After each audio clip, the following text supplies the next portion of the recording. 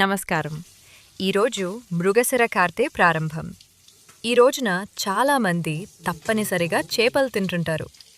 అసలు మృగశిర కార్తె రోజున చేపలెందుకు తినాలి?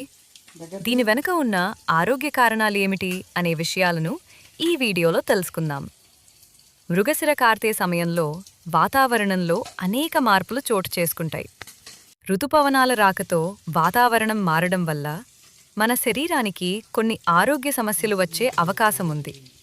ముఖ్యంగా ఈ సమయంలో జలుబు, ఉబ్బసం, దగ్గు, ఆస్తమా వంటి వ్యాధులు వచ్చే ప్రమాదం ఉంటుంది.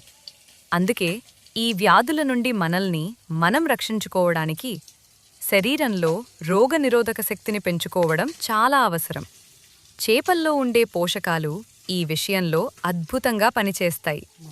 చేపలలో ఉండేవి ఒమేగా-3 ఫ్యాటీ యాసిడ్స్, విటమిన్ డి, ప్రోటీన్లు, ఐరన్, జింక్, అయోడిన్.